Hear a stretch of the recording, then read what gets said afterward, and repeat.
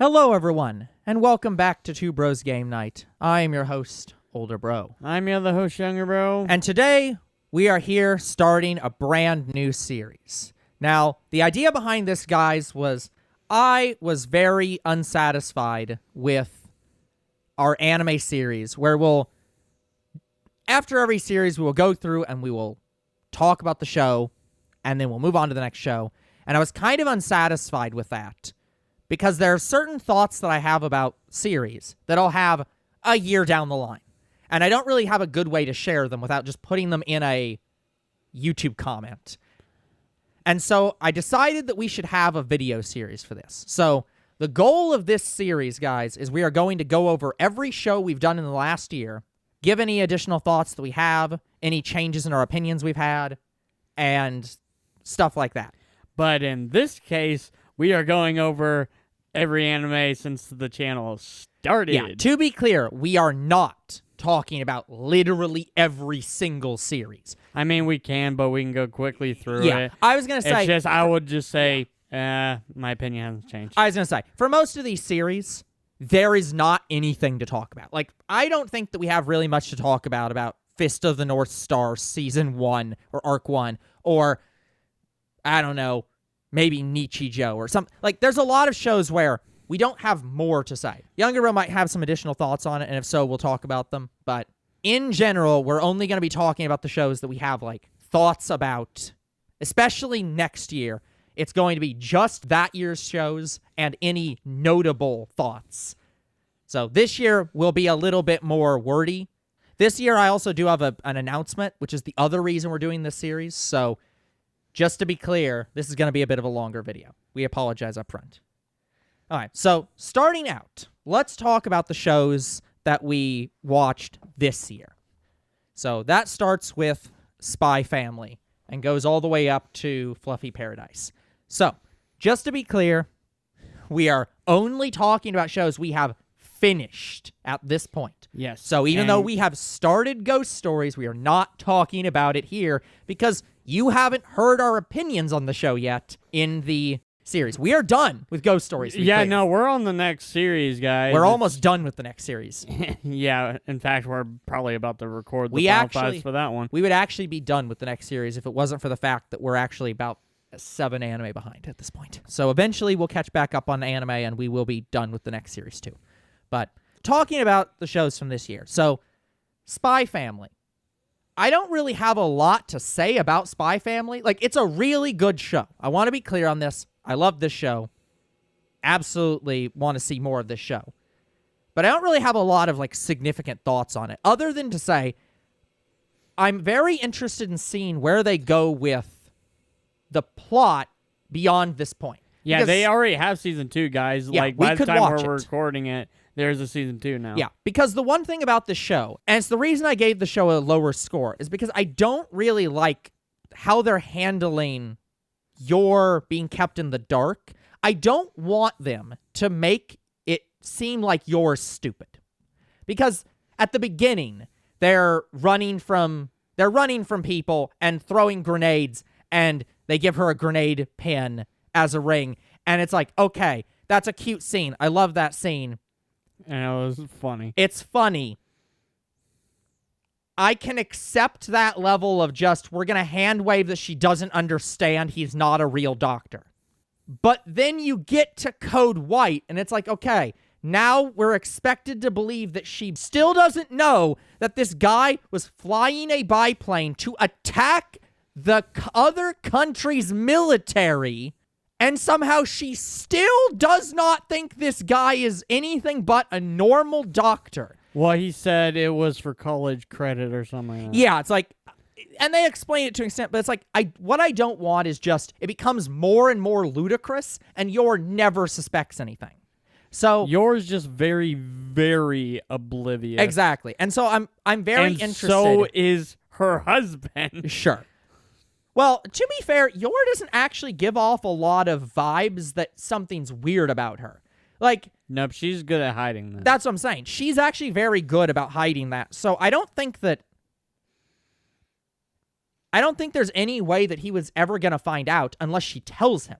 Because if Weiss can't find anything about her, there's no details on her backstory other than what she's told him.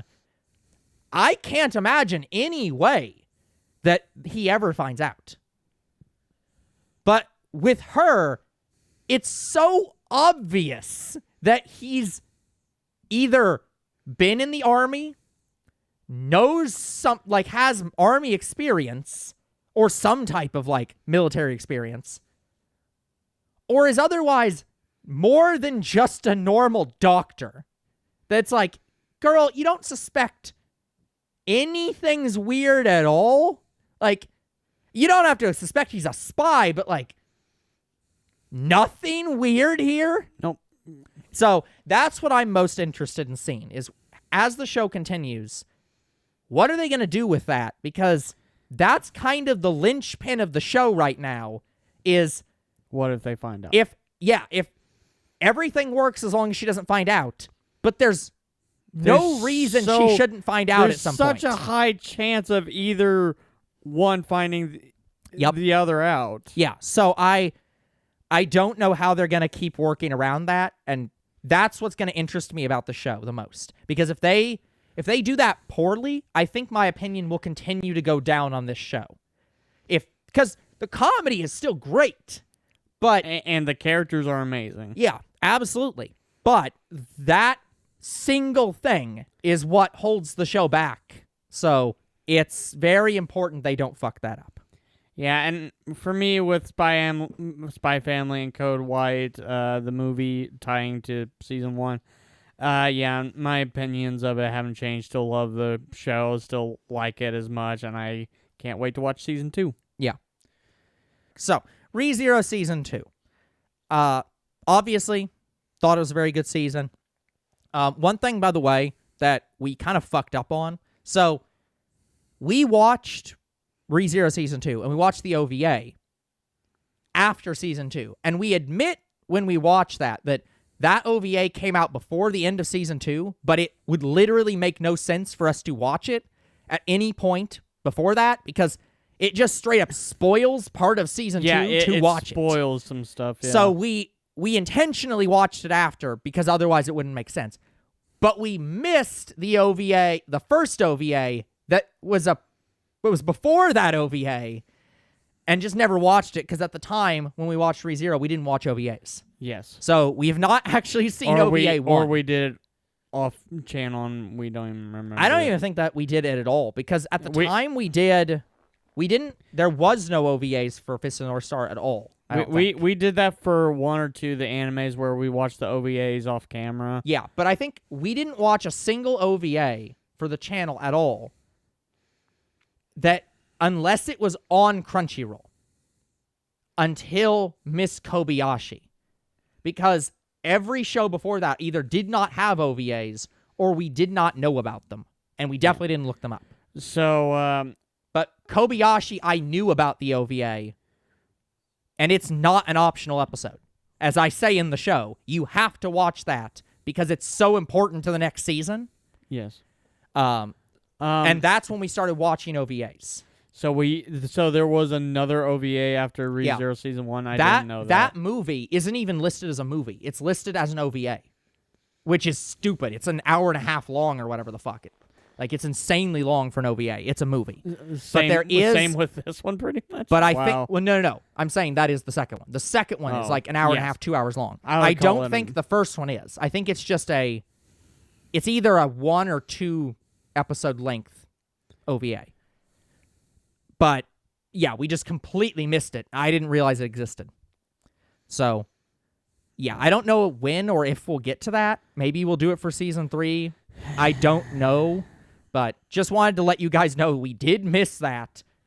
And I'm very sorry that we missed it, because it sounds cute, but... Yeah, so we might watch that around season 3 and then probably put in the season 1 playlist. Yeah, something. We'll figure it out. But yeah, in terms of the actual contents of season 2, overall, I thought it was very good. Very much enjoyed the characters. One of the things that I liked in this season is they did a lot to develop characters more than they did in season 2. It feels like there's a lot more characters that are well defined and that are important to the plot. And I appreciate that they went into talking about the witches. Yeah, Because- and they talked and they basically talked about the characters and their lore more rather than focusing on all the gruesome. Yeah, and it looks like scenes. that's going to be how the show goes forward, because now that he doesn't want to use Return by Death as much as possible, we shouldn't see many gruesome scenes. I mean, we still will, Yeah, but but hopefully not to the degree season 1 yeah, was. I get the feeling that if we see gruesome scenes going forward, they are either going to be permanent, they're going to matter, or it's going to be like a rare, I died because this guy kills me, and I have to figure out how not to die to him. But it's not going to be an intentional, I'm trying to do stupid stuff to get more information. Yes. The one problem, and I didn't take off points for this in the show, and I don't know if I regret that choice, but the one problem I do have with season 2 is the fact that Rim does not matter. She gets taken out in like the first episode, and Yeah, then they she- do jack shit about it. She didn't get revived in this season. She gets revived in season 4. don't- Not 3, 4. Yeah, and that to me, I think pisses me I think off. knowing that going into season 3, that will get me to reduce it by a bit, because that will piss me off. That's like the entire point was to save Rem. Why the I know, fuck that's have what you they- not done so yet? That's the whole setup for season 2, and that's how it Yeah, starts. yeah, that's how now, it starts. if it was at the end, maybe they Yeah. could have. But I it's- could imagine why it would take till season 4. Yeah, but it's like, what but was because the... it's at the start, Yeah, and that's how it's introduced. because what was the point? If you actually think through season 2, what was the reason they did that? Like, obviously they showed up right after the white whale died. Sure, I understand that. But why did Rim have to, in quotes, die right then? yeah, Because they, it they had nothing introduced, to do with the plot. They introduced more archbishops, but that's yeah, they that's- introduced the archbishops, but immediately after that, they're like, they We don't even need to- come out that often. no. like They're like, we need to go to the sanctuary. now it's Or about actually, the it's not same- even that. We need to save everyone from the sanctuary because they're trapped in the sanctuary. Yeah, which is another arc in itself. Yeah. So it's like, I feel like they could have, the writer could have written this in a better way where they save everyone from the, the sanctuary, and in they a more keep simpler Rim way. separate because she's kept staying back to help guard the place. Yeah, and then introduce the archbishops, and that could Yeah, have led into maybe season 3. Yeah, I don't know how, because I think I'm fine with her being out for a season because there's nothing else they can do. Yes, it's- but she's out of season 3 as well. yeah, and that's gonna piss me off. So, yeah, that only- disappoints me greatly. The only reason I can think there are 2 reasons why I think they took out Rem. Yeah. Because of the creator saying that he doesn't like that everybody's simping over Rem and Subaru. Subaru. Yeah. getting I don't even think together. that's the case. It's not that he's upset at them doing that. I he's thought he just said as much. or no. something. He just said that that Subaru will get with Amelia. That he was like, I'm just gonna put to bed that there's a debate on this. Like, he just was like, no, this is not a harem.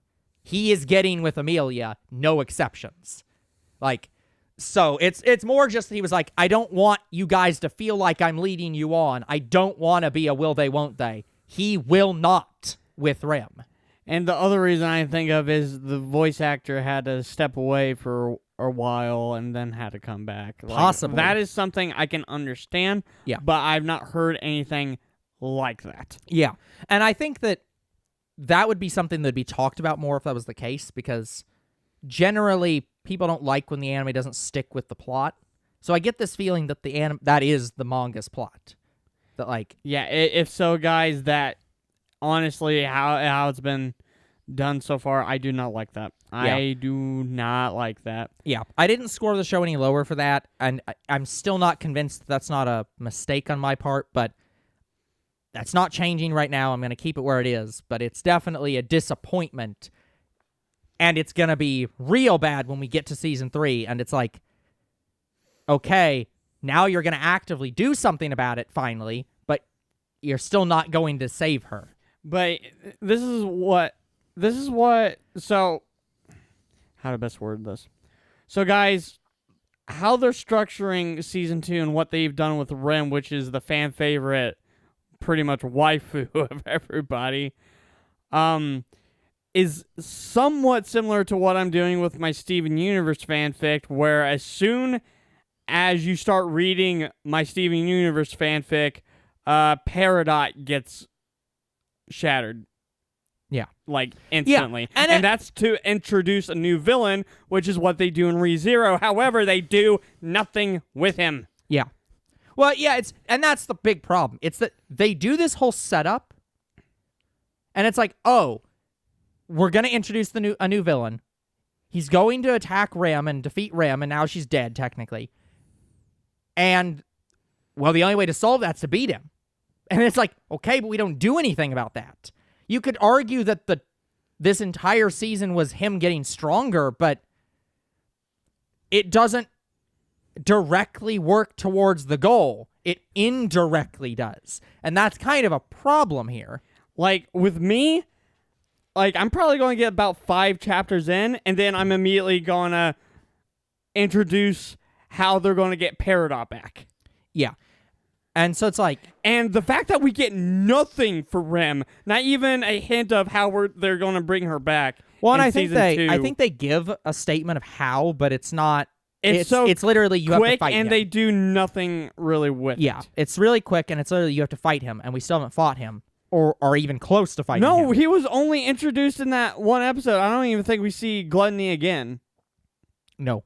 We don't see any of them We until... see the Witch of Gluttony, but we do not see the guy who did dirty to Rem. We don't see either of the archbishops that are introduced. No, except we in in a backstory. flashback. Yeah, in the flashbacks. For that, and that's the greedy one. Yeah. Greed. Yeah, but we don't see Gluttony at all. No, and that pissed me off. So yeah, it's quite disappointing. I am still looking forward to more of this show. The show did overall feel better than season 1. I do agree with that. But it's definitely we need this resolved. So, like, guys, my opinion is still the same. It's not as gory as 1. I am more invested in the show compared to season 1. Like, I feel like I can sit through and watch all of season 2 again over season 1. So that's pretty much the opinion I gave off with the review. Yeah. All right, so 100 Girlfriends, seasons 1 and 2. I don't think we need to split these up at all. No. We can just talk about the show. So, overall, thoughts of the show, enjoyed it. Yep, my opinion of it hadn't changed. Yeah. The reason I rated season 1 as 9 is because of literally a joke that we had, and they did it, and we were like, no. Yeah. But yeah. So the one thing I really wanted to talk about in the show, and this show is actually one of the reasons that this video exists, because we got a comment talking about one of the episodes in season 2 that we talk about being the worst episode in the show, and somebody being a bit upset about us saying that. I forgot that we had that. So I wanted to talk about that a little bit here, because I think there's a misconception that I want to clear up, and this goes across the entire review series. Any time we talk about this, I want to make sure that we're clear on this. When we say an episode is the worst in the show, that is not us saying it's bad. If it's bad, we'll say it's bad. Oh yeah, we'll just say we're done with the show. If it's bad, it's bad. But in this case, I'm not saying the episode is bad. I'm saying the episode is the worst. And I don't think that's a debatable point for this show. So obviously I'm not saying that every single episode of 100 Girlfriends is a 10 out of 10 episode. There are some better and some worse episodes. But it was basically the episode we were just not as invested in as others. So one of the things that I would just say is, if you consider all the other episodes of the show a 10 out of 10, this episode would be a 7 out of 10. That doesn't make it a bad episode. It means it's the worst. It is objectively worse than all other episodes in the show, and I expect it'll be worse than every episode in Season 3 when we get that season. It's just not a good episode in comparison to all other episodes. However, it's still better than, every episode of several shows. For example, I would still say that episode is better than every single episode of Magical Senpai. Every one. Guys, your episode would have to be so bad for us to say that it ruins the whole anime. Yeah, we've literally never had an episode that we have said ruins the whole anime. There's episodes, and I'll even talk about one later. There's episodes that make the show worse by them existing, but we have never had an episode fully ruin a show just by it existing, mostly because we've avoided shows like that. I know a show where I could put on this channel where we'll watch it and enjoy it, and then one episode will happen and it'll ruin the whole show. The show will literally go from being a good show to being a bad show. Actually, we kind of did have it, Haruhi. Well, that's what I'm going to talk about, so we'll get to that later. But yeah, there has been no episode that has completely ruined a show. We've had episodes that dropped the rating, but never gone from it's a good show to being it's a bad show. Yeah, and we've not had significant change like that. Yeah. I think at worst for this season, we dropped it by 1 point. There is an anime I've watched that literally the episode is so bad that the show probably in our rating would drop over 5 points by it existing alone. Damn. Because the show is that insane. Or the episode ruins the show that badly. Okay. But yeah, guys, it did not, that one episode did not affect the rating for me at all. I just chose to ignore it. Yeah, that was one of the reasons I rated it lower, was for that episode. That's the reason I kept it at 9, because I was like, I think overall the episodes are a bit better in Season 2, but that one episode is no. One concept that I thought of while thinking of this episode, so there's a concept it's not just anime, but in all review, where you have something that's so bad it's good. You have this concept of this show is so bad that it becomes a comedy from watching it. You watch it and you're laughing at how bad the show is, and so it becomes more enjoyable because of how bad it is. I think this episode is an example of the opposite. It's a so good it's bad episode. It's one of those episodes where you're trying to do something that's so absurd that it shoots past being absurdist to becoming just unworkably bad.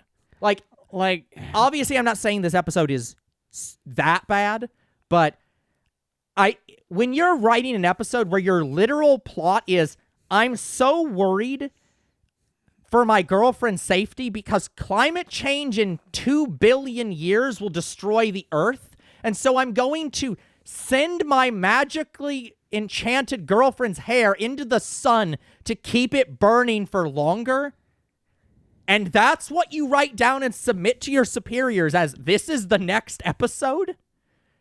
That's fucking insanity. That's beyond absurdist. We know that this anime isn't, accustomed to being real life, but it is still a slice of life anime, and it does have weird moments. But this was just so out there for this kind of style of anime that I'm like, this episode just doesn't feel like any others. Exactly. It's the best way I've put it is it's a joke that is so beyond absurdist, it's no longer relatable. It's like a manga gag episode is what it is. Not even that.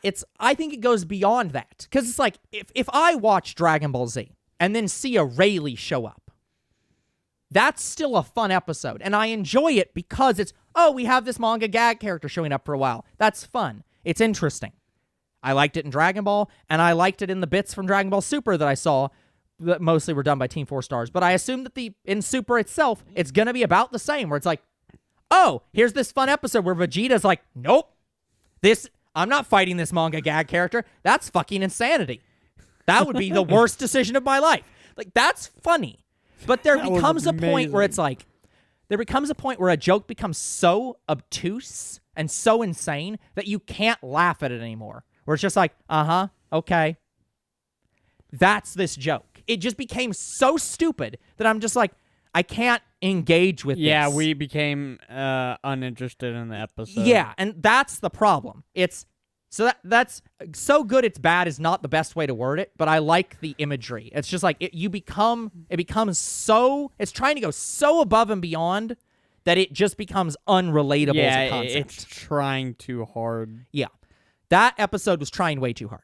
All the rest of the show was fine. Was fun. There were moments where it tried too hard and was still enjoyable. And it was still enjoyable, yeah. That was trying too hard and just stopped being enjoyable. It just was not good. I am so sorry, Crunchyroll, that I... Yeah, that was funny. That was a great bit. I loved that bit. It's one of the best jokes I've ever heard. Yeah, It's so good. so good. But yeah, so it's like, I am saying that episode is the worst in the show. It is not debatable that episode is the worst in the show.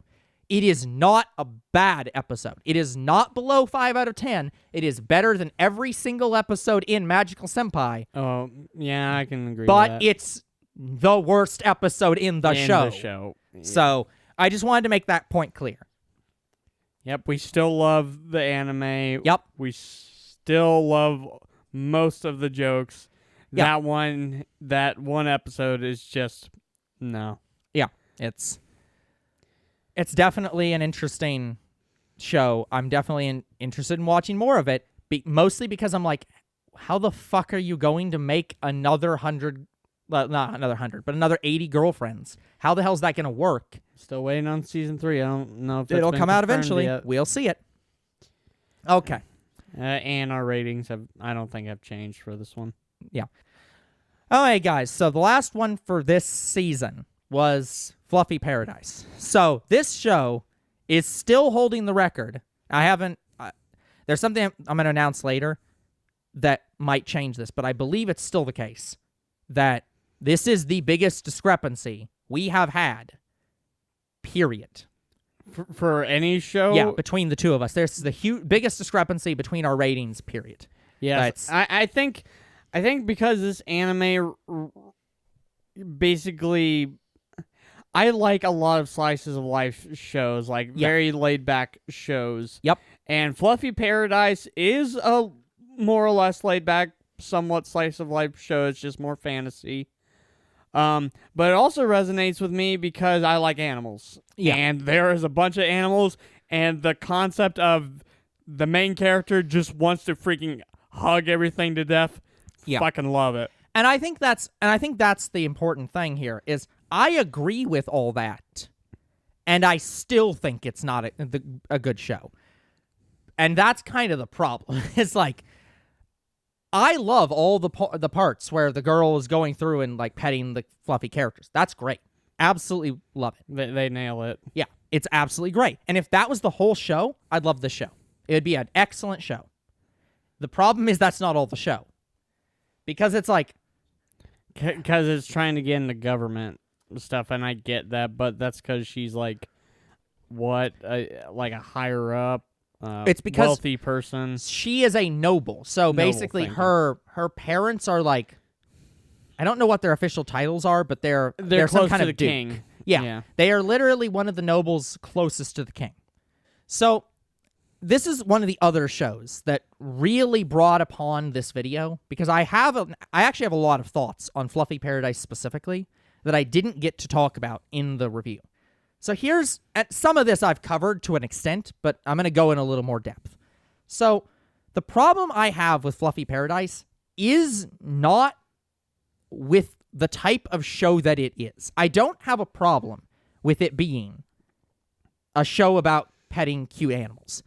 And I don't have a problem with it trying to be a show about Adventure. going on an adventure, meeting all these like fluffy animals and trying to save them from being killed by people. I'm fine with that kind of structure of a show.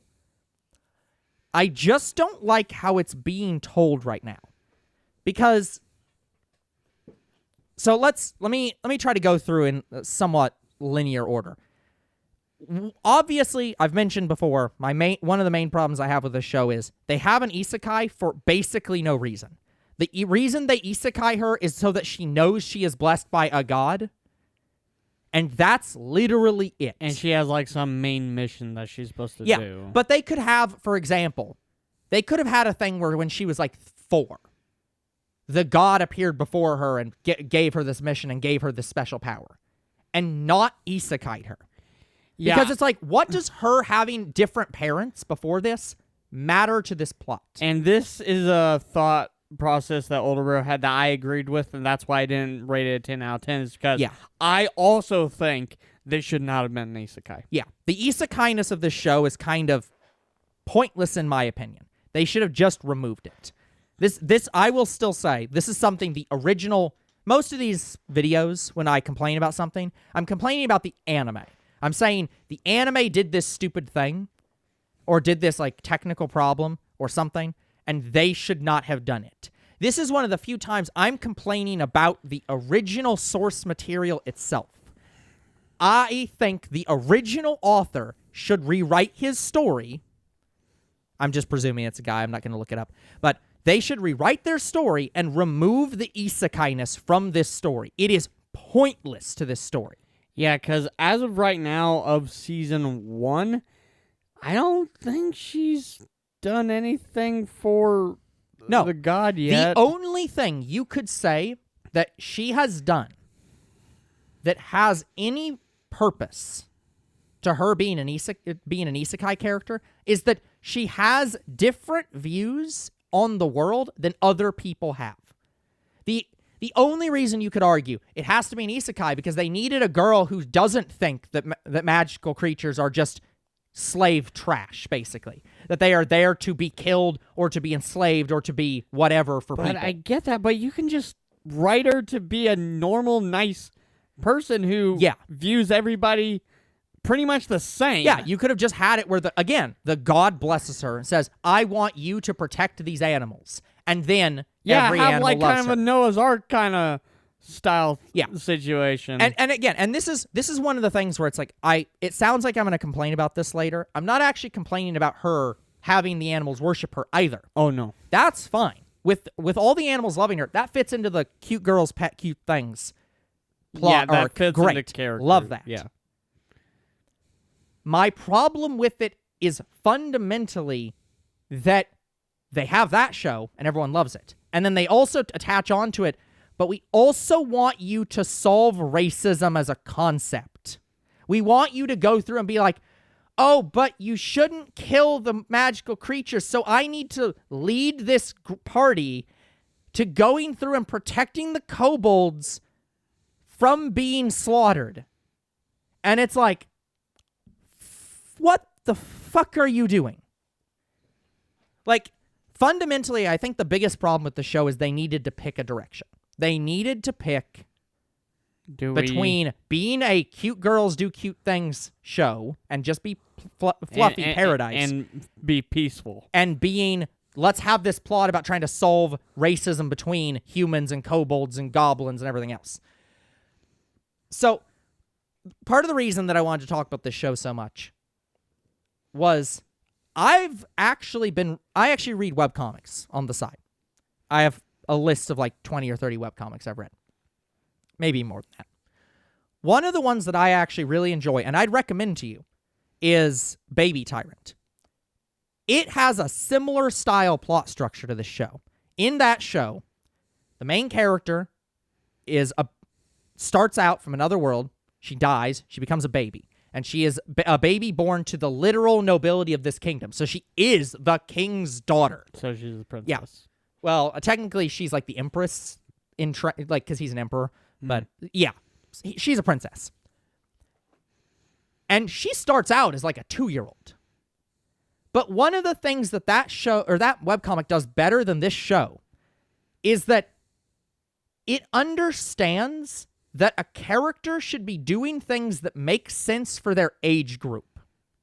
This also comes up a bit in a show that I've mentioned I've watched off camera a bit, which is My Life as a Villainess. In both Baby Tyrant and My Life as a Villainess, they start out in a very similar spot. They both start out as like young kids who've just been isekai. Villainess starts out at about the same age as Fluffy Paradise. She starts out as a younger, like 4 to 6 year old girl. And in that show, they have her meet most of the characters. They have her they have her say stuff to them, get to know them. They start to like her, friendly and non-friendly.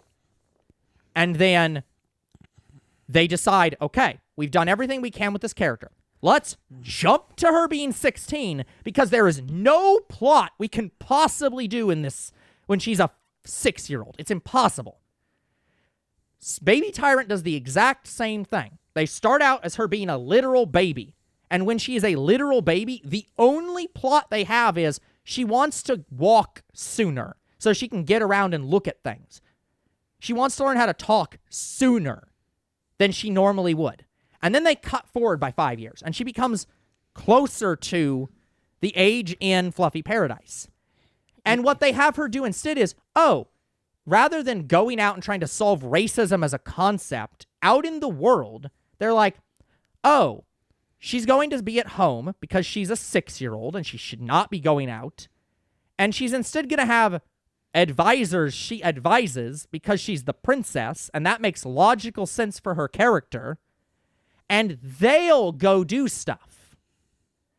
And it works very well as a story because you don't get left as like, why is this young child who does not know the world suddenly like, I'm going to go be an adventurer? Like, it just doesn't work as a story structure. Yeah, and I can agree to that to some extent. Yeah. How I'm viewing Fluffy Paradise is similar almost to like a Western, where in a Western, everybody goes out. Sure. No matter who they are. But there are times she's unaccompanied, and I'm just like... Yeah, that doesn't make any logical sense. And I can agree to that. Yeah, pretty much in every single instance for Baby Tyrant, she is always accompanied by her personal guard. And her personal guard is literally one of the people she sends out on missions. There is never a time that she ever leaves the house where she is not personally with another person of her guard. And the only time she actually leaves the house isn't until she's like, I think it's not even until she's like 10. And they literally have to start doing they have to give her an age potion at one point to make her be 16. Because even in that, they still don't think it's feasible for a 12-year-old to be going out and trying to stop a black market ring. They're like, no, we need to give you a potion that makes you 16 so that it's feasible you could be here. So with Fluffy Paradise, the only way I can really even compare it to another anime is Eminence and Shadow. In Eminence and Shadow, that guy retains all of his memories and who he is. And that's in true. Fluffy Paradise, they still do the same thing. However, she doesn't really imply to her previous life that much, which I think would be a little nice, but maybe the point they're getting across was her life was so not notable in her previous life that they didn't even do a... Which is kind of a problem. Because, for example, in Villainous, the entire reason they make it an isekai is because she has to know that she's going to die. Because this is one of the stories that spawned all the reincarnated into a video game style female romance stories. Like, obviously, SAO technically started that, but you know what I mean. It's all the I'm going to date all these cute boys shows, but it's in a video game. And so her having past life experience matters because she needs to know, that person's going to kill me. I need to befriend them. I need to not do the things I was going to do in the story that gets me killed. It means that it matters for the story, and it's not just a stupid footnote. In Baby Tyrant, part of the plot of the story is she was abused as a teenager and an adult by her parents. And so one of the things she struggles with throughout the whole show is, I can't trust my father and brother because they're just going to abuse and abandon me. Of what she experienced. Yeah. And so it makes more sense when she goes through and's like, okay, I'm going to have this secret spy ring on the side that this other person's going to run because obviously I can't. I'm a young girl. I can't leave the castle. But that kind of makes sense because you're like, oh, she feels like she's going to be abandoned. She wants to have something in case. Yeah, something in case. And it works because she's not actively doing it. She's directing it. In this, she has a family that loves her. So there's no reason she should ever run off, but she runs off all the time. She has all these animals that she's close with, but often she doesn't have her animals with her. Like, she has 3 main animals with her now. Yeah, now it's better. But it's still like, you still are left with this thing of, okay, but why is a literal 5-year-old trying to solve racism? Why is the plot of your story this 5-year-old girl thinks she can solve long-standing disputes between kobolds and humans? And I think that's the special power or whatever Yeah. that the deity gave Yeah, in this well, world. but that's the point. It isn't, though. The thing that she got was that she's close to all animals. So it's like, it's understandable why they trust her. That's believable. But it's the human part. Exactly. It's like, but why does any human take her seriously? And more importantly, why does she have solutions? Like, when someone else could have came up with it. yeah. And also, her solutions are bad. Like, just frankly, her solution is we should put all the kobolds and goblins into a camp. And then have people come along and fight them. And they'll fight back. And that'll mean their population doesn't, like, go over the normal limits. It's like, how is literally interning them in a camp your solution to racism? It's the solution for revenge. Yeah, it suppose. solves that, but it doesn't solve the actual problem, which is that these people are stealing their lands. Because they move, and the people steal their lands. Maybe she's wanting to get them all together to serve like a protection. Yeah, this honestly would work land. better as a story where, rather than it being about Fluffy Paradise, it's about her being a villainess. Like, she even makes almost a joke about that, where she's saying, oh, well, now I lead the kobolds and the goblins. And it's like, oh, well, you now classify, like, I made the joke of, like, you now classify as a Demon Lord candidate because you have 2 monstrous races that follow you. So you're a Demon Lord now. That would work better than this show, though. Like, I'm going to collect all these creatures that are being maligned by people and create a kingdom where And then all the people are excluded.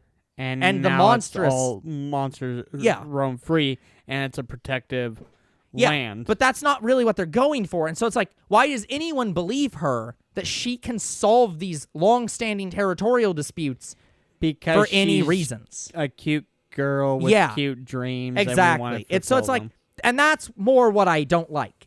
I wish that they would have told one story, not both. If they just told the cute girl do cute things, pet cute animal story, Yes, kind No of like one Spy would on- hate that. Exactly, kind of like Anya, where Yeah. she gets enthralled by every little thing she sees. yeah, I think that also would have made a better Yeah, anime. even However, I still don't have. even Spy Anya actually works better than this, honestly, because Spy Family works better because Anya isn't really directly involved in the action. Like, Yor does stuff, and Lloyd does stuff, And it's very rare that Yeah. Anya has to help them. yeah, Anya might be like, oh, I heard this thing, and so I am going to do something because of that.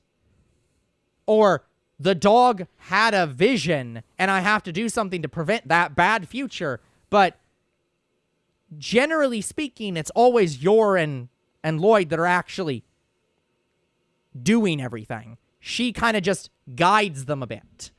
Yeah. And so it's like, that's believable.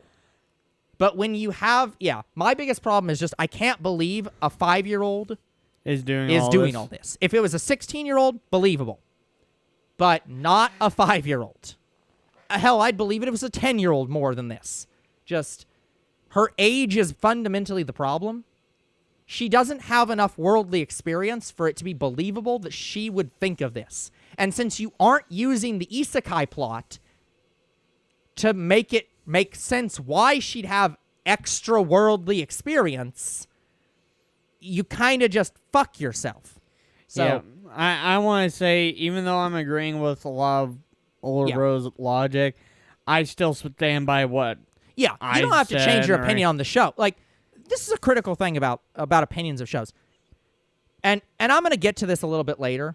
So I'll talk about this a little bit more later. But I want to say, it's like, if you like a show, you're going to like it. If you don't like a show, you're going to not like it.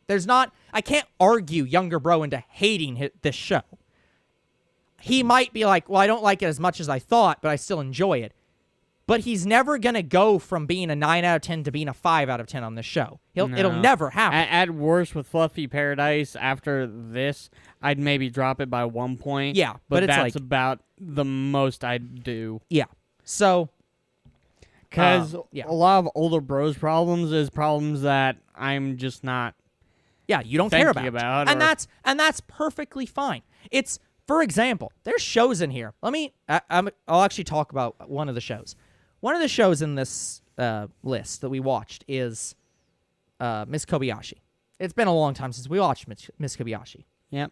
One of the things that happened for Miss Kobayashi is that people got really pissed off at that show because one of the things they did in Miss Kobayashi is that they changed the lines that Lukawa says.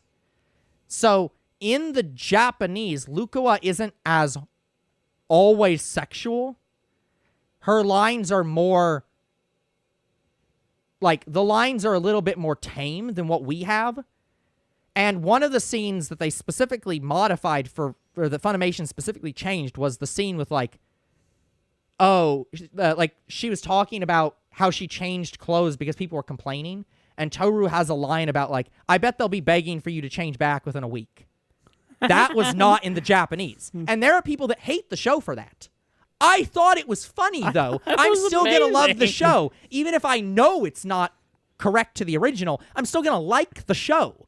That no telling me how wrong that is going to make me hate the show now. And that's kind of the same thing here. I don't like the show because I don't like how the character's being used. I think that they should use a different character for this, or they should tell a different story. So I'm going to not like the show as much. Straight, essentially. Yeah. But if Younger Bro likes the show, he's going to like the show. There's not really anything I can do about that.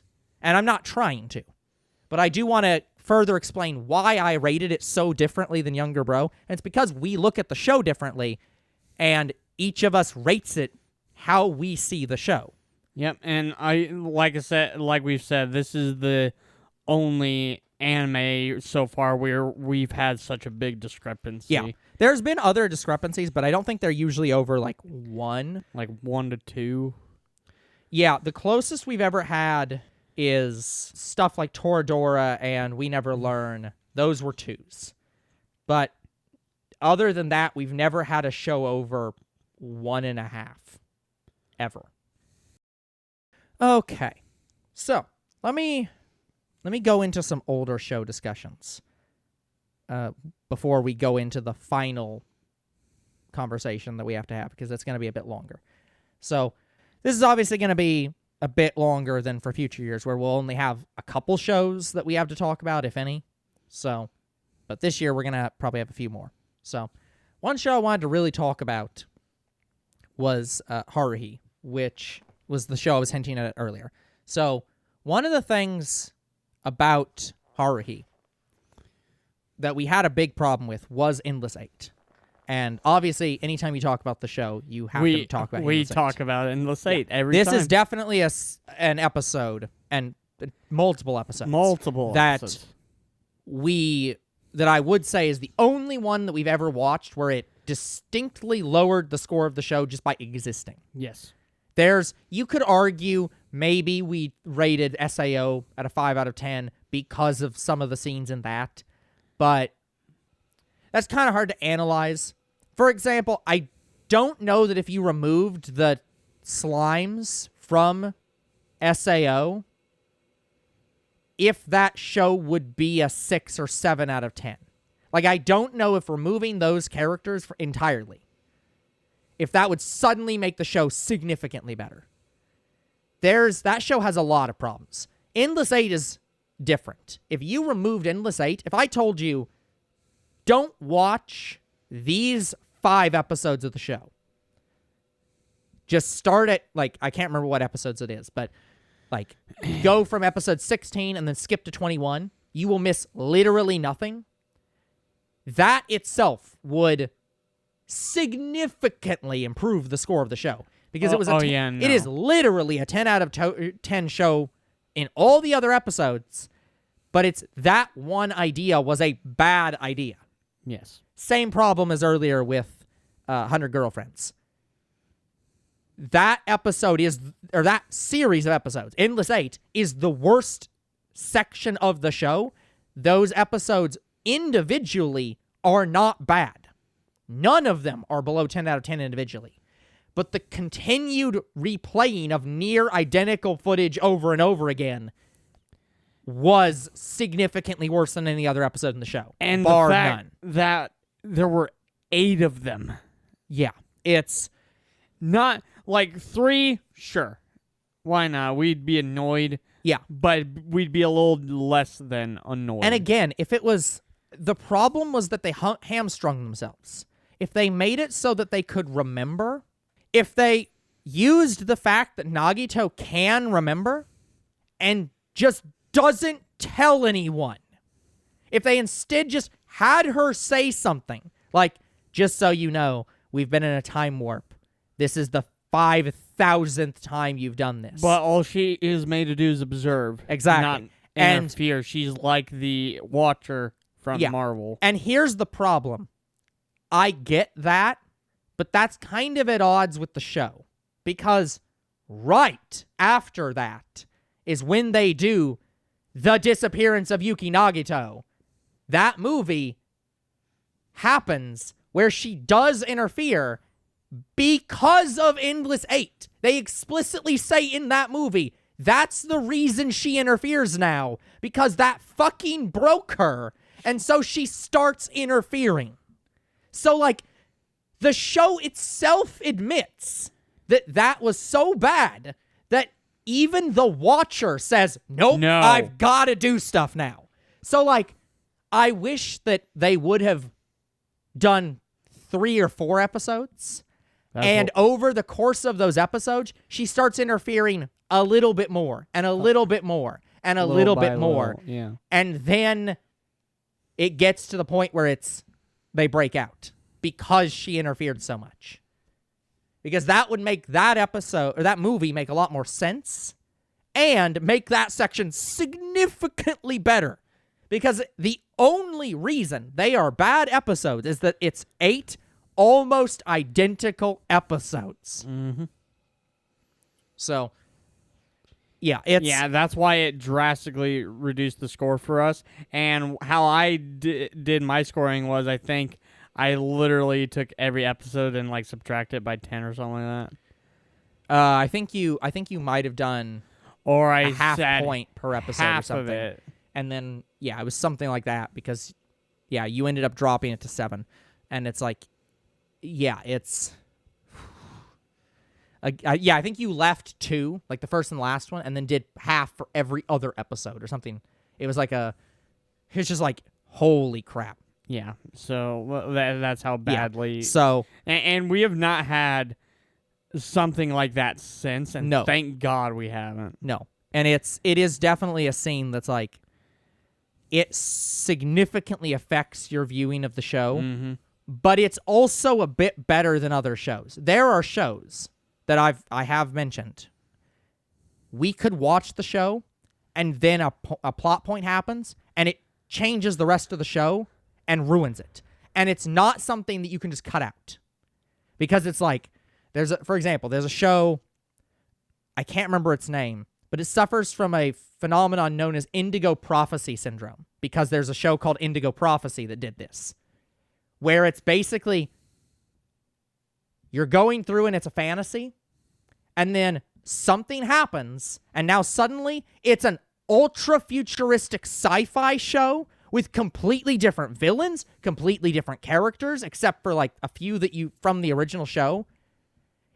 And it's just like, what? What? Huh? Like, it's that level of drastic tone shift that's like, this is not workable. Yeah. That's not removable. Because in order to remove it, you'd have to throw the ending of the show out entirely. With Endless 8, all I have to do is tell you, don't watch 6 of these episodes. Skip these 6. Watch this first one, then watch the 8th one. Don't ever watch the middle ones. You will lose nothing. And your experience of the show would be so drastically better that you probably would rate it a 10 out of 10 show, maybe a 9 out of 10 show worst. That's how stupid Endless 8 is. Yeah. Cut out 6 of the episodes, and the show is excellent to perfect. Yeah, otherwise we thought this was an amazing anime. Yeah. And the fact that they were going to continue it, and it got killed because of COVID, is so angering to me. The fact that that show was going to come back and it now can't is like, I do not want to live in this world anymore. It is so depressing. That's how good this show is. Yeah, the only issue we had was Endless 8.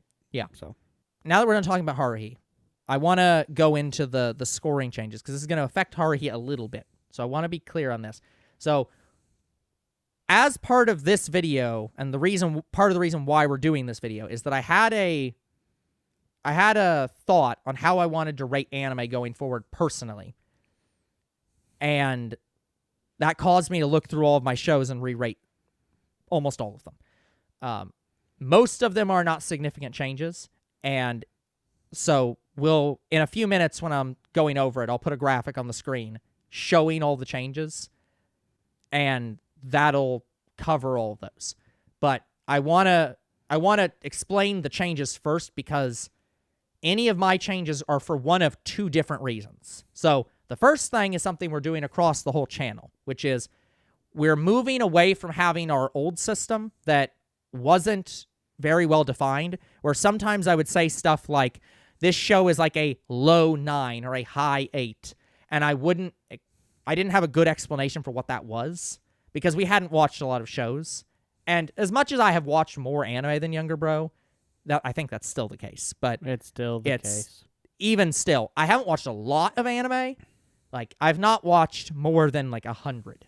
Yeah, so I don't even think I'm at that. Yeah, so I don't have a huge... I definitely haven't rated that many, because I don't even think we have more than 50 on this list. Yeah, we're up to 36 anime we've done for this series. So I don't have a lot of experience with rating things. Now that we're past 30, 35 anime, I've had a lot more experience with how I've rated shows. So first thing that we're doing is that we're simplifying our entire rating system to just use half points at this point. So there's not going to be any 9.3 or whatever where we're like, it's a high 9 or it's a low 8 or something, where we're doing some weird stuff. Yep, it's just a very simple way with that. 9, 9.5, 10, whatever. Very simple. Now, one thing as part of this, and this is something that it's not going to affect you guys, it affects me, because I obviously keep track of every anime. And I wanted to be clear for this, for you guys to understand, just in case you guys really don't like us using half points. For me, I don't consider any anime to ever be capable of being a 0. I say this because if you ever watch one of our anime lists after this point, and we give a show like a 9.5, what I mean by that is I'm saying it's above a 9. So when I say something's a 9.5, what I'm effectively saying is it's on the lower 10 range or the upper 10 range. So if you want to turn our list back into how we used to do it, anytime we say 9.5, round up. It'd be a 10. If we say a show is a 4.5, it's a 5 in our old list. That's how I'm doing this list in terms of the actual numbers. I don't consider 9.5 to be a 9. I consider 9.5 to be a 10. So, because nothing can be a 0. So if you ever want to use a straight 1 to 10 system, just take all of our half points and round them up, and that will be the original list numbers, by and large. Yeah, it's going to be very rare if we even get the lowest rating. The lowest rating we could give, guys, is a 1. We'd never rate it a 0. I mean, I might rate a show a 0.5, but I can't imagine any show I would ever do that for. It literally boggles the mind. We have never rated a show That low. like, yeah, we've never rated a show anywhere close to that. And I don't know we ever will. We do have some bad shows on our list. Like, we intentionally scheduled some bad shows so we'd get some lower rated Yes. shows. But I don't know that we have any on our list that are below a 3. Not right now, no. Yeah, but we'll see. Maybe. So yeah, that's the major thing that's affecting our scoring changes. But there's also an additional element for me specifically. This does not affect Younger Bro. So Younger Bro's scoring is just however he normally rates his shows, but now with the caveat that there's going to be 9.5s and 8.5s and whatever. Yeah, it doesn't really affect me too much. Yeah. However, I actually did change how I rate shows. And this goes back to a point that I made earlier when I was talking about Fluffy Paradise, where I talked about that I can sit back and say the show's a 6 out of 10 and give all these reasons as a 6 out of 10. That doesn't affect Younger Bro in any way, shape, or form. He likes the show because he likes the show. If he thinks that the show's a 9 out of 10, it's a 9 out of 10 for him. And I have said in the past, we are not reviewers. We are not critics. Like, obviously, we're doing a review, but we are not critics. No. We don't think of shows in the same way that a critic thinks of a show, where it has to fit in these, like, here's Certain this categories. scoring guide of how Yeah. you score a show and what points you give to a show and what you take away. I don't think of shows that way. I've tried not to think of shows that way. In the past, I have a bit. But over the last few years, I've definitely stopped doing that. And I think that's probably been pretty clear if you've listened to any of my reviews. And I would often say things along the lines of, where do I feel this show fits? That was a thing that I am fully embracing as of this point for all shows. So what I literally did, guys, is I went through, because we use AniList to rank all of our shows. I don't know if we've talked about that before. We have mentioned it. Yeah, we use AniList to list all of our shows. So if you want to see what we've ranked a show, you can go on to and find the Two Bros Game Night AniList, and it will have all the shows and hopefully have the ones we're watching right now privated. Anyways, AniList has a separate site that you can use to make rankings for anime specifically, and you're able to import shows based on a channel. And I don't think it's just your channel. You can use any channel. So for what I did was I put on the list every single show, like I imported every show that we've ever watched, and then sorted them. And I literally looked at every single show and said, okay, this is what I said the ranking is. Do I think that's appropriate? Do I feel that that's where the show should go? And do I think that the other shows around it make sense being rated at the same score as that show? And so I went through basically every show and did that. So on the screen now, I'm going to put the graphic that shows all of the shifts that I did as part of that ranking change. These are only the ones that are below, that are a half a point or below, because I don't feel like I need to go through and talk about every single show that I moved by half a point. Because if I go through that, it's going to take, frankly, Probably 10 minutes, and it would be a very boring segment of just me saying, well, I didn't think that these shows made sense next to each other, and, like, because of the new scoring system, I moved it. That would be a quite boring system to go through. So that's why we just put the graphic on the screen. There is also a show Younger Bro moved, and the only reason that one was moved was because he had one single show that he had as listed as a, like, 9 high, I think. And so, therefore, he had to move it to comply with the half scoring to get rid of that system. Yep, so it was moved to a 9.5. Yeah, I was gonna say, that's it what was- I remember. Yeah, it was moved up by 0.2, whatever. Yeah. So that is semi not notable at all. But yeah, so that chart should have every single minor change that's been made to all of our scores. That's been me moving things because of the new half point system, and me moving things because I'm sorting things based on how I feel about the show and where it should go. There are some major changes that were more than half a point, and those I will talk about to some degree. And I think Younger Bro also has a show that he wants to talk about that's important. So yes, we will go over those in much more detail. So, and just to be clear on this, I'm pretty sure I know which show Younger Bro's talking about. He does not know which shows I'm talking about. He could check the whole list and find out they're listed on here, but he doesn't know. And one of them is going to piss him off. So let me go through the shows in increasing order, in increasing order of annoyance, we'll say. The ones that's going to piss Younger Bro off more. So, bottom of the barrel. Magical Senpai. So originally, we had this show rated as a 5, I believe. Or at least I did. I'm not taking into account what Younger Bro scored the show. Originally, I had the show rated as 5. And after having watched several shows and thinking about it for a while, I determined that I don't like it there. And part of the reason why is I don't feel like Magical Senpai as a show was frankly good enough to even be a 5 out of 10. The biggest problem I have with that show is that I was just fucking bored throughout the entire show.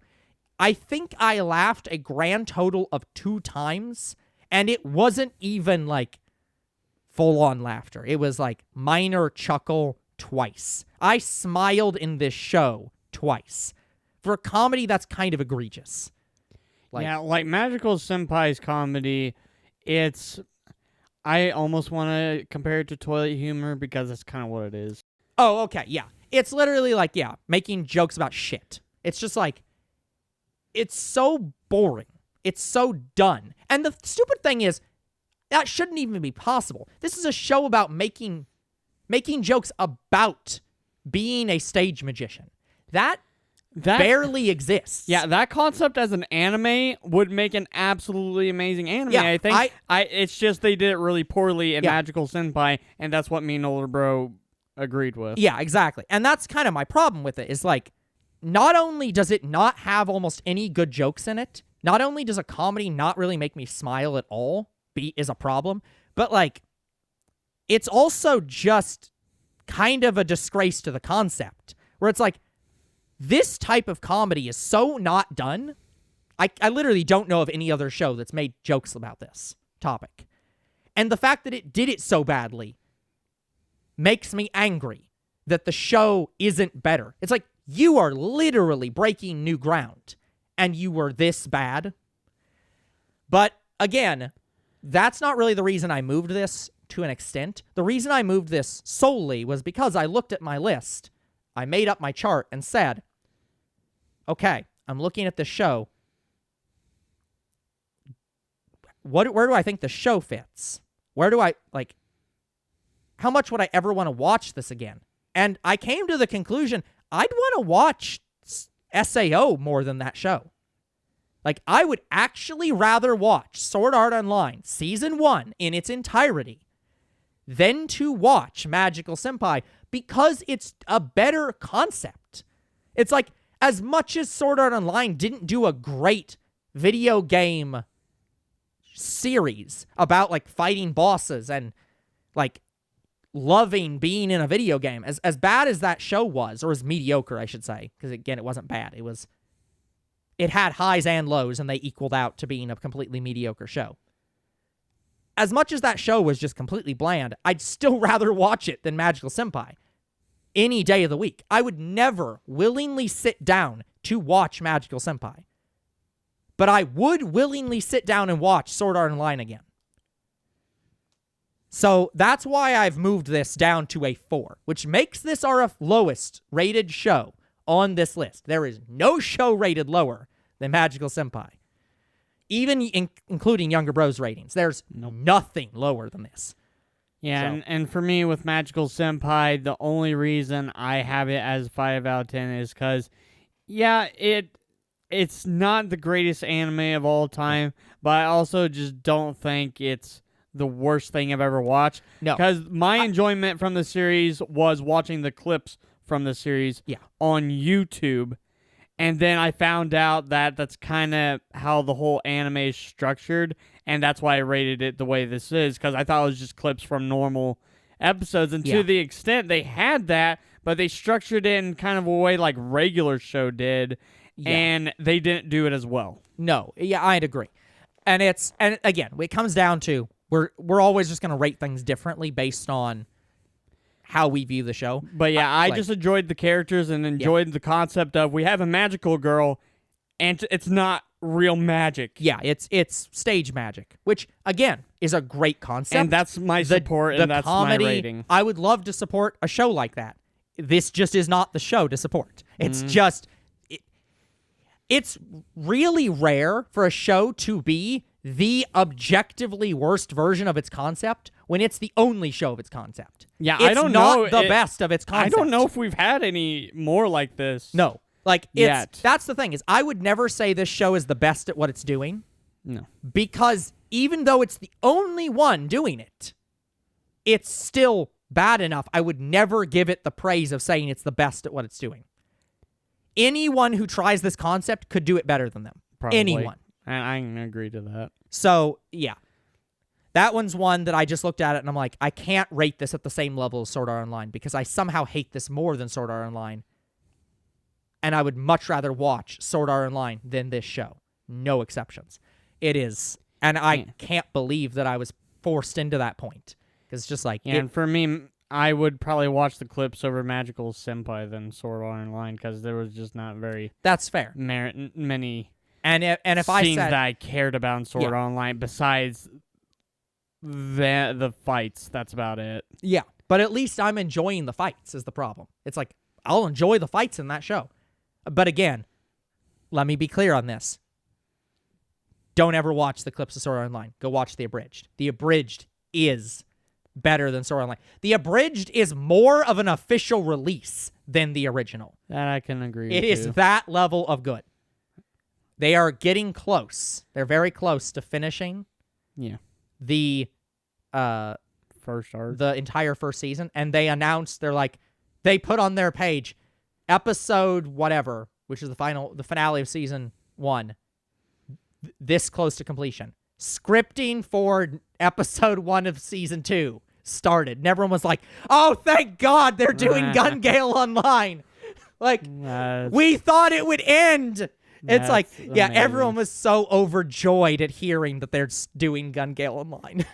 All right. So yeah, But yeah, so yeah, Magical Senpai, I am reducing to 4 out of 10. Okay, second show. There are 3. Second show that I've changed the score on. Middling level of annoying younger bro, Haruhi. So when I went through and did the scoring for this list, obviously the movie 10 out of 10. No arguments on that. It's still a 10 out of 10. Oh, absolutely. Absolutely excellent show. But When we're I- talking about the anime again. Talking about the anime again. Yeah.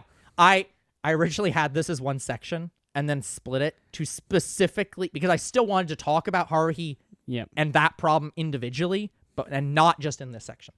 So when I was looking at this section, I think I originally had this as a 6 out of 10 show. And I looked at that and I'm like, do I genuinely think this show is as bad as Student Council's Discretion? Do I genuinely think that the show's as bad as Fluffy Paradise? Like, obviously, Younger Bro has different scores than me on both those shows. But at the end of the day, I'm like, if I'm going to sit down and watch one of these shows, which of these shows would I watch? And I'm like, and I was like, well, of these 3 shows, I'm going to watch Haruhi. I might skip those few episodes, but I'm still going to watch Haruhi. The show's too good.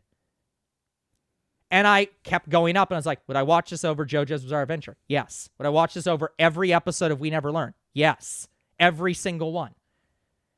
Like, and that's the problem I kept having with the show, was like, the only reason it is rated as low as it is because of Endless 8. And it is such an avoidable problem to skip those episodes, and the show becomes infinitely more watchable. It becomes literally a perfect show by removing those episodes.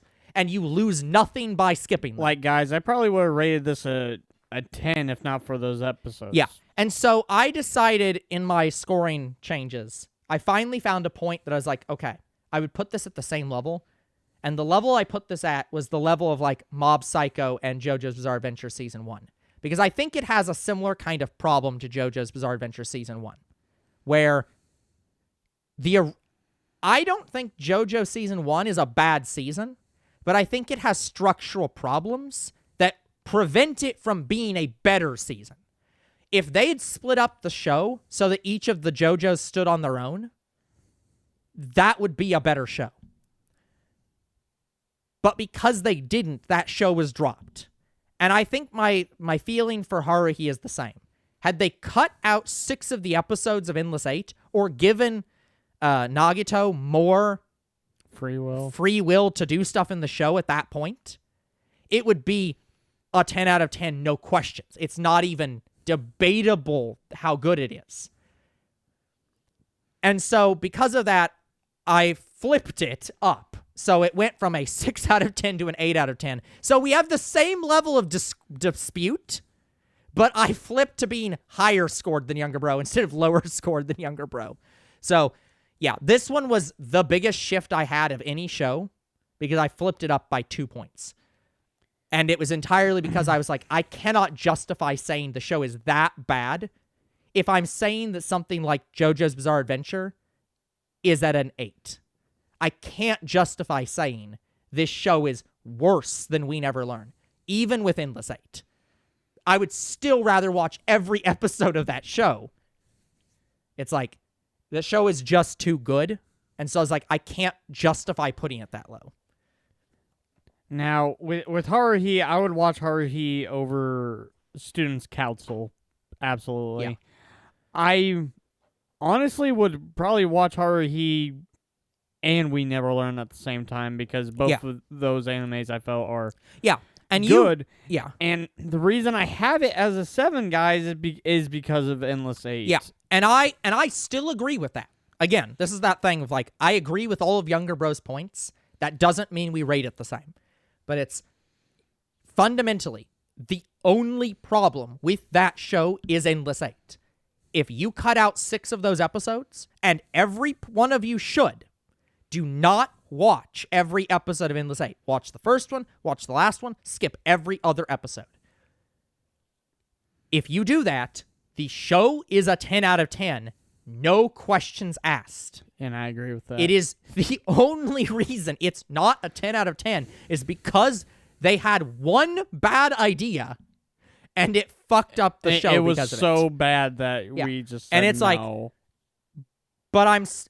And here's the other problem. There are other 10 out of 10 shows that I have on my list, and I've shifted my 10 out of 10s in the graphic you've seen. How many? I would watch Haruhi if it did not have Endless 8 at all. If they cut the whole 8 episodes out, I would watch that show over every 10 out of 10 show on my list. No questions asked. It's that good of a show. I would actually watch it more than I watch Tonikawa, and I've watched that show 8 times. Yeah, and I don't know if I'd go that far. Yeah, but it's like but even with it being an old anime as it is, it doesn't feel old. I know, but it is. And the reason why I'm giving it a 7 is because I hated Endless 8 so much. I'm like, I'm deducting a significant amount of points. Exactly. And I went with 7. And I don't disagree with that. So I've just changed how many points I'm deducting for Endless 8. It is still being deducted entirely because of Endless 8. And I can't justify making that show any higher than it is. Yeah, and I don't want it lower than a 7. I don't think it deserves to be lower than a 7 at all. Exactly. So, yeah, I'm agreeing with Younger Bro on that point. I can't justify making it any lower than 7. No questions asked. It's not possible. No. Because it isn't comparable to any other show in that era. It's like any of the other shows that are 7 or 6. It's way better than them. No. So I'm like, yeah. So I'm just now on the upper end instead of Younger Bro. Yeah. Where it's like, I can't put it higher justifiably than 8. Which I am laughing about because I'm like, I'm putting it there because of Endless 8. So it's an 8 because of Endless 8. So, yeah. But that was the most significant change. And now the one that will piss Younger Bro off. So let me set the scene of this show. Because I'm not going to tell Younger Bro what the show is yet. one of the things I realized while going through this list, I moved a lot of shows. And one of the things, because I structure the show as 10 and 9.5 are the same level, but 9.5 is like a lower version of 10, 9 and 8.5 are the same level, but 8.5 is a lower version of 9. One of the things I use to try to think through what makes a show a 9.5 and not a 10? What makes a show an 8.5 and not a 9? I have a couple criteria that makes the show lower on the list. And one of the things that does it is obviously technical problems. Something like Haruhi will lower a score. But it might lower it more than half a point. But if we're talking just, if I need to say what makes the difference between a 9.5 and a 10, generally it comes down to how much do I enjoy the show overall. And part of that is not just each individual episode, because there are many shows that I enjoy the show greatly. Love the show, love every episode. But I think what makes a show a 10 out of 10 for me and not a 9.5,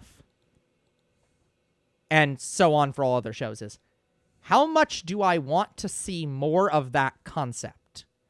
So one of the big ideas I had was if a show is boring me, that show will be lower. And boredom does not necessarily just mean Magical Senpai, where every single episode is a slog to get through and I don't enjoy the show. Boredom to me is also, okay, I've watched season 1.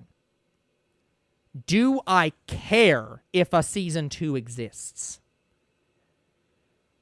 And there are shows on this list, not ones that I'm moving right now, but there are shows on this list and shows that I haven't watched yet where I've watched season 1 and season 2 exists, and I just don't care that season 2 exists. But there's also a third category, which is the one that's going to piss Younger Bro off a bit. And that is what I'm going to refer to as the long-running nature of a show. Sometimes a show can go on for so long that I'm actually bored of the show, not because I dislike it, but because I just don't want to see more of it. There is no further excitement in that show that can ink out any enjoyment from me. And there is almost no shows on our list that is true of, because frankly, we don't watch most of those shows, because we can't watch One Piece.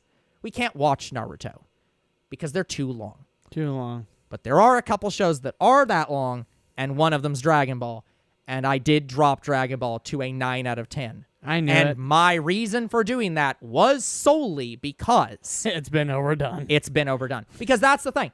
And to be fair, this is coming up a little bit because they announced the new season after Daima of Super. Yes. And that season is apparently the best season of the show ever. Bar none. Like any show. Maybe not Dragon Ball. We'll see. But yeah, that was the main reason I dropped Dragon Ball, because when I looked at all the shows in 10 out of 10 and even 9.5, I was like, okay, but if you told me another season of Spy Family or Like Horse Recoil or Frieren or anything in that era is coming out, how excited would I be? Very. How excited am I that another season of Dragon Ball is coming out? I'm just like, I'm not. Like, the show's gone on so long, I barely care anymore. I care because I love Dragon Ball, the original. But I'm just so tired of the show because it's gone on for 30 fucking years and there's no breaks in it.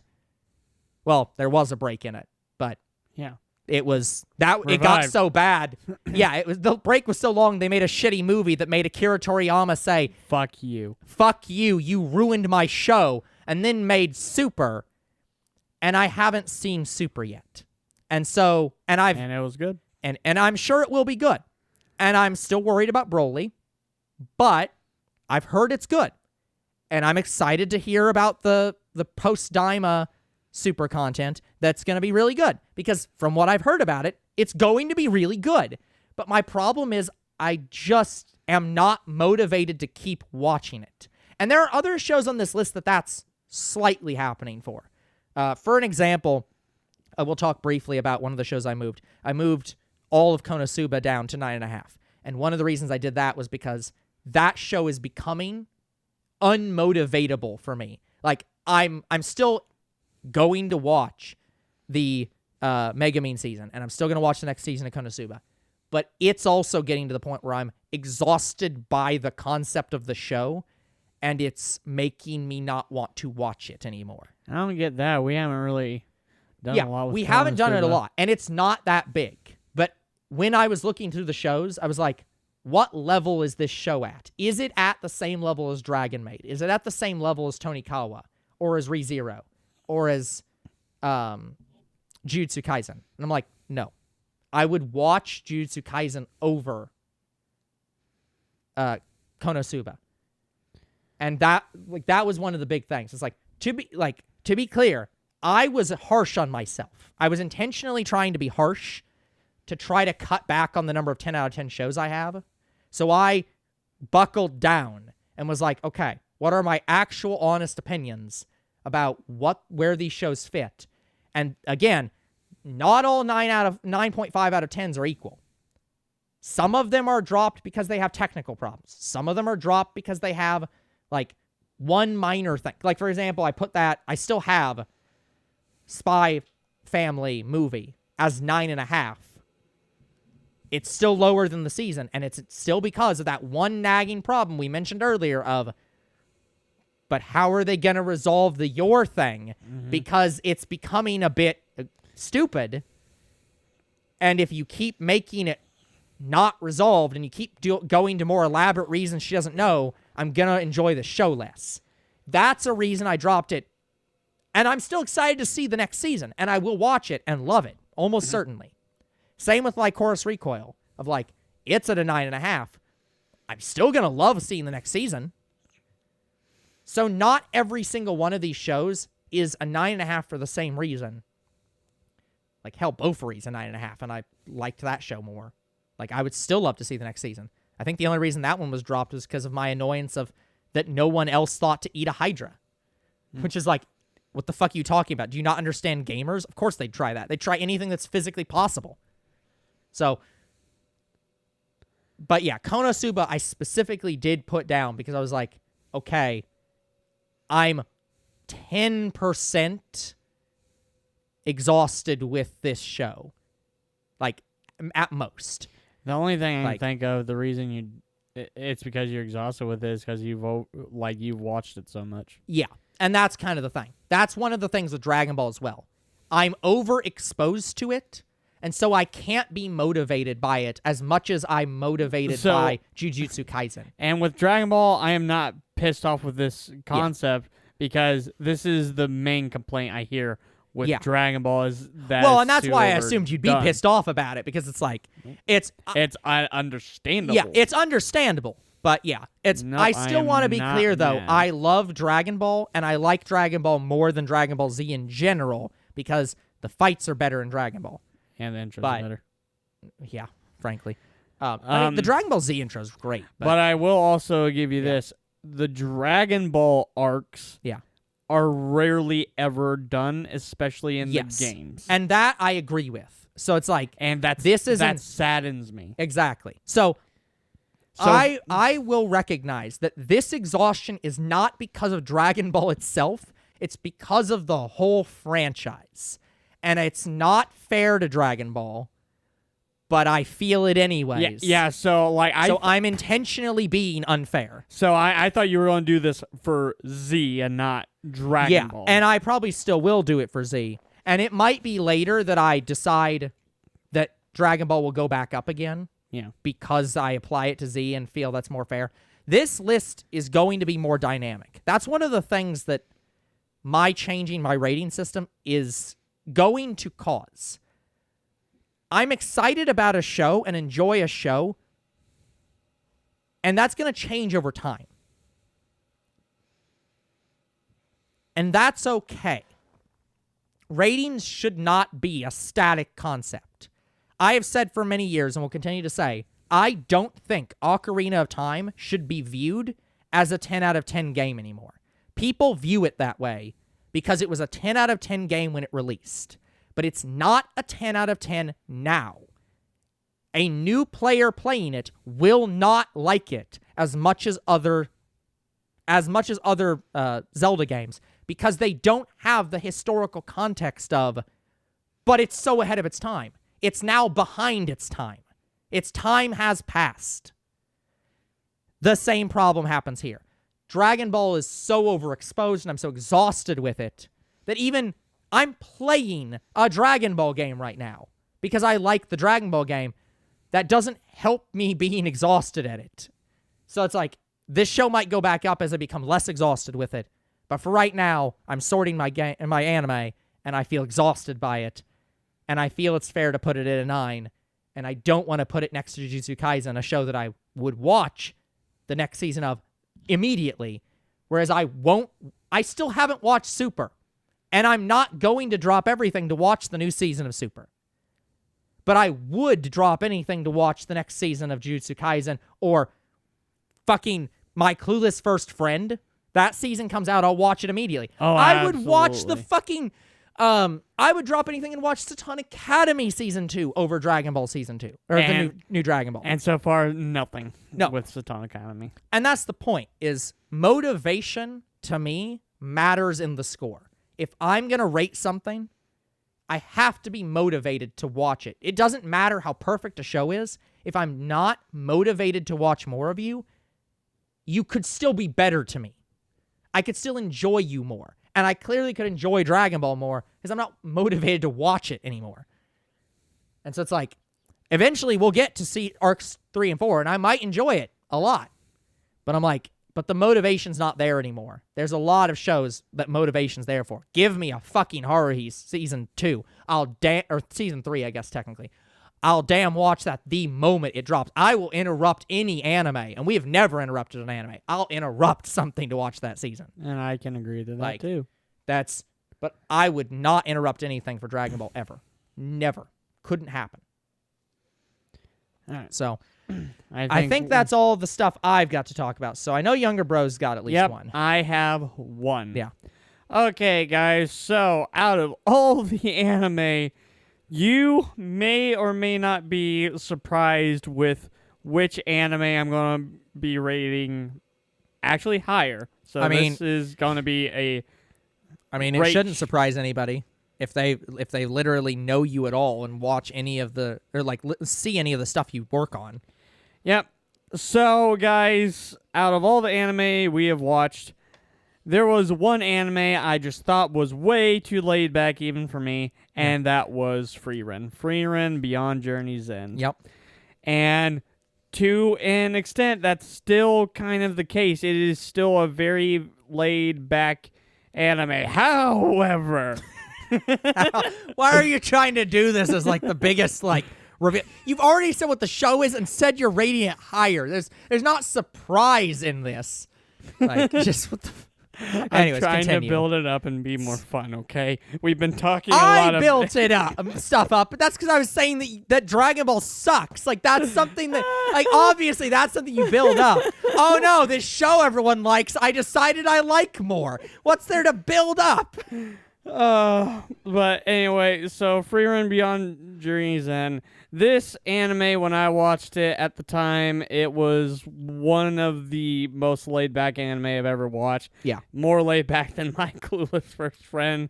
Yeah. And any other slice of life show we've ever watched. And it is a adventure fantasy show. I think a better term. I think a term problem we're having here is I don't think laid back is the right term. I think what you're meaning is low key.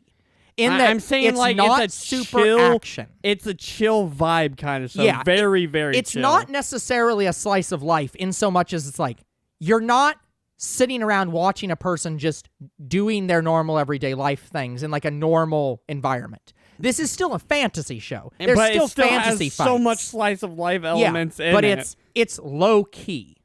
There's not super action packed moments most of the time, and when they are, it's like you're not worried about the results in the same way as you'd be worried about a Dragon Ball or a Jujutsu Kaisen fight.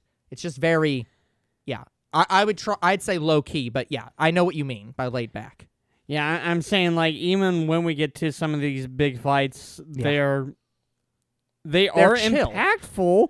Yeah. But you do not fear for the characters at all. No, I mean they literally spend like a good solid like 5 to 10 minutes where one of the characters is literally paralyzed and they're still just having a casual conversation during it. And it's like, well, you're about to die. I know. And it's like, yeah, they just have a so it's like, yeah, it's very low key and chill. So here's why my opinion of the show has changed. And that is because this is one of the only projects we have where I have a fanfic up on our Quotive account. Yeah. And just me writing the show and writing the characters for my project made me like the show even more. Yeah. Yeah, literally, I think I even made fun of that when you made the Frieren story, because I'm just like, oh yeah, this show that you're like, it's an 8.5 is like one of the comics you're most excited about writing, one of the stories you're most interested in. Despite there being other 10 out of 10 shows, you're like, nope, not interested in writing about that. And like, it's also one of the shows that like other people are very interested in. Yeah, and let me explain more about that. So, to this day, guys, for the past half of last year, so half a year. 6 months to a year. 6 months to a year, Frieren has been our number one fanfic, beating Dragon Ball, Yep. Jurassic Park, Yep. MLP. Yep. Again, those shows have gone on for so long, people aren't as excited about them. Frieren's new. It's interesting. And MLP held number one spot for a year. Yeah. It's gone on for a long time. And still to this day, MLP is the only fanfic where I actually got a comment Yep. saying, oh, I like this story. Hope you continue it, which I am. Yeah. There will be a volume 2 for MLP. I do plan it. However, it's not anytime soon because I need to get to the other quota. Because you're working on too much profile. stuff. Yeah, and also too much stuff. Yeah. But anyway, so in writing my own fanfic for Frieren, I Yeah. didn't say I didn't have any ideas. I just said I didn't have any at the time. And eventually, after discussing it, I had an idea, ran with the story in my head, and I'm like, that will make a good story. Let me write it. Yeah. So as of this day, guys, still, I apologize. I have volume 3 draft ready to go. I just need to get it ready. I'm apologizing them not giving you enough content.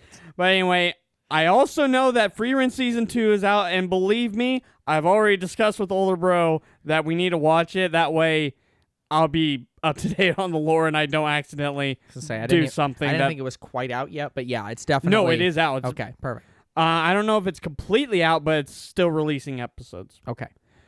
So, anyways, because of all of this and because of the love that you're showing me and to my Frieren fanfic, I got more into the show, and I want to change my opinion and say it's a great show. It's probably a 10. Yeah, and I'll honestly say that I'm kind of shocked that you went up that high, but yeah, it's definitely a show that like I greatly enjoy. I still kept it at I went up to 9.5. I still am like, okay. I think the reason I kept this show at a 9.5 when I was scoring it was entirely because I kept Lycoris Recoil at a 9.5. Mm-hmm. And I was like, I feel like this show is at about the same level as that. It's about the same level as Eminence and Shadow, where it's like, it's not... I don't even want to say it's not a perfect show, but it's definitely one of those shows that's like, I will always come back and watch more of this show, but there are other shows I might prioritize over it. Yeah.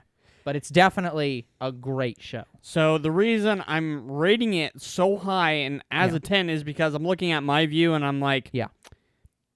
maybe I was too hasty, and maybe my view on this anime is, even if it is too laid back, that's because it's something we've not experienced before, and which it's just is fine. it's not as a big a deal reason as I was giving it. So that's why I'm like, do I really, really have any problems with this anime? Was every episode really good? Did any of them feel boring to me? And I'm just like, no. Yeah, they felt very relaxed. They were relaxed. They were not boring. Yeah, and that I'll agree wholeheartedly, no question. It's definitely a show. At some point, I want to get to Laid Back Camp on the channel because I think you think this is laid back. Let's watch a show about cute girls go camping, and that's the whole plot is camping. So 12 episodes of camping. But anyway, so Frieren Beyond Journey's End, I greatly look forward to doing a season 2, and I would absolutely rewatch the anime at this point because I need to keep up to date with the lore, especially if it applies to my fanfic because of how I write them. But yeah. See, I love the fact that you also basically have the same kind of argument. It's just like, you're super excited about the show, and you're like, yeah, that affects my score. Because I think that's something that a lot of people don't talk about, especially in the review scene. Yeah, for you, it's excitement. For me, in this case, it's love. Yeah. Well, yeah. But what I'm saying is, like, you can, if there's a show, and you enjoy it, it doesn't matter how many technical problems it has. You enjoy it. It's the same reason why, for years, I've put Toradora as a 10 out of 10 show. Mm-hmm. Because it doesn't matter if it has problems. It doesn't matter if people don't like it as much. It's a show that matters to me, and I love it that much, so I put it as a 10. Now, I dropped it to like 9.5 based on my new scoring system, but it doesn't matter. Even in that, I'm still saying that it's one of the best romance stories that has been told in anime, and you should watch it. That doesn't really change. But yeah, it's passion for a show and enjoyment of a show will override problems with that show. Yep, and I had one single problem with Frieren. Yeah. So I was like, you know what? Fuck my problem. I don't care. And yeah, because even if you went up to like 9.5, it's still you saying like, is this problem significant enough that I should drop the score by 1.5? And you're like, no.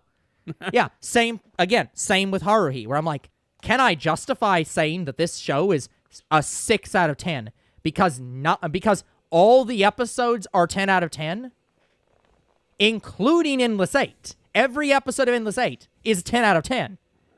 But the fact that there are 8 Endless 8 episodes, that's a problem.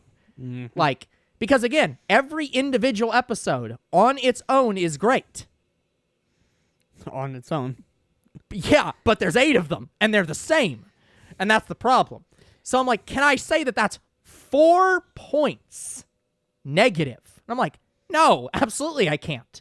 If I say Mob Psycho's an 8 because it has problems, but it's a good show, I can't possibly justify Haruhi being lower than that.